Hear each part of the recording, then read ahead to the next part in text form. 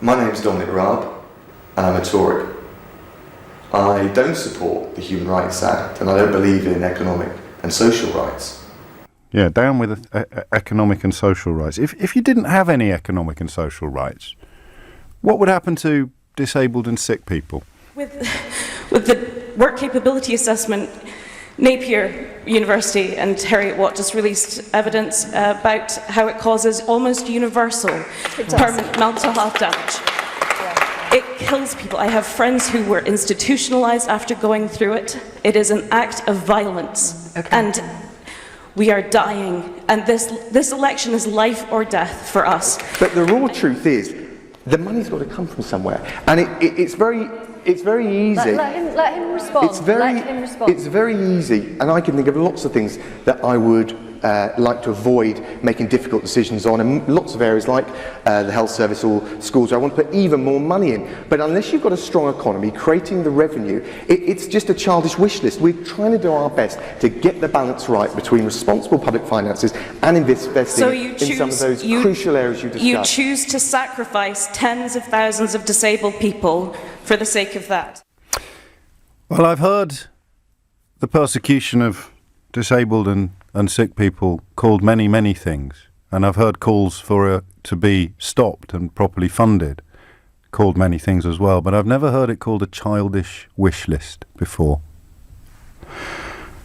Crikey. Of course, you don't have to be disabled or sick to suffer from austerity.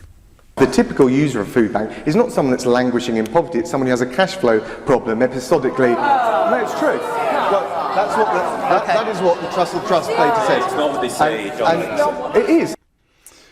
He was lying when he said that claim had come from the Trussell Trust. The Trust said that while delays to benefit payments were one of the main reasons people turned to food banks, such crises tended to be exacerbated by poverty and low pay, which were also direct causes for many to seek assistance. This came after research was published showing that there are at least 2,000 food banks in the UK.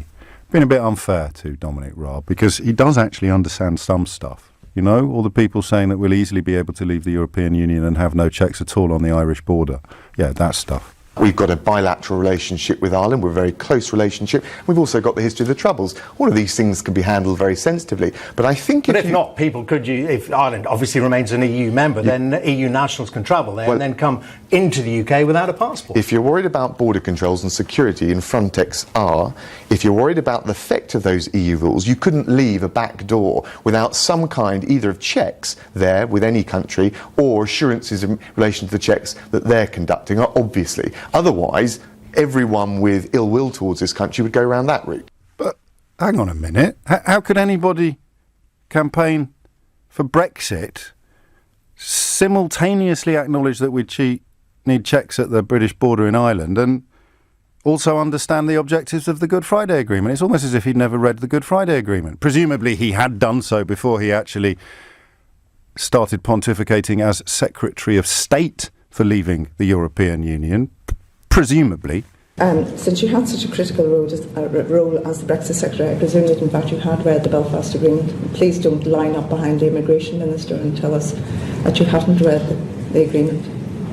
I haven't sit down and started at the beginning and gone through it, but of course at various points in the negotiations, when issues have been raised, it has been an important opportunity to delve in to the different aspects very carefully. So which aspects of so you haven't read the Belfast Agreement in its entirety?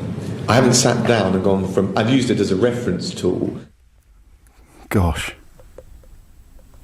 So, no social and economic rights. Looking after disabled and sick people is a childish wish list. People using food banks have got cash flow problems. You would need checks at the Irish border, but we should leave the European Union anyway, which suggests you haven't read the Good Friday Agreement. By the time you become Secretary of State for leaving the European Union, you're pushed into a corner where you have to admit that you hadn't, and I quote, properly, even though the words sound wrong, you've never sit down and gone through it. Crikey. Any sort of positives? we agree to free movement of peoples? It depends what you mean by full access to the single market. I think we would not see any trade barriers go up because we're the 5th biggest economy in the world. The European firms sell us £68 billion more in goods and services than we do them. Look at the options being put out there. Swiss, Norwegian, Turkish. I think because Britain's economy is bigger than all of those economies combined, and because the French farmers, German car manufacturers sell us £68 billion more each year than we sell them, we're very well placed, and mutual self-interest suggests we'd cut a very good deal, and it's certainly not in the Europeans' interest to erect trade barriers. Wow. I mean, seriously now, is it possible that he could be more wrong about everything? Even if he woke up every morning and said, today I am determined to be the most wrong person in wrongland, Dominic Raab, just being Dominic Raab, would manage to be even more wrong. Presumably he accepted at the time questions and criticisms of his analysis, given that we now know his analysis was completely ridiculous. I think there is a lot of project fear coming out, almost like a scare story every day. The CBI have said we'd have a high-level, ambitious free trade deal, and even the Prime Minister has said it would be scaremongering to suggest otherwise. CBI and indeed the TUC today, of course, have described in apocalyptic terms the no deal that Raab, for reasons I'm yet to fully understand, has suddenly found himself in favour of. I'm not the only one that doesn't understand things. We want a bespoke arrangement on goods which recognises the peculiar, frankly, geographic economic entity that is the United Kingdom. We are, and I hadn't quite understood the full extent of this, but if you look at the UK and you look at how we trade in goods, we're particularly reliant on the Dover-Calais crossing. Well, who'd have thought it, hey? And I guess in his defence, as he said on Ian Dale's programme the other night, he is the kind of person that really speaks up for ordinary working people, except when he authored a book in 2012 which described British workers as among the worst idlers in the world.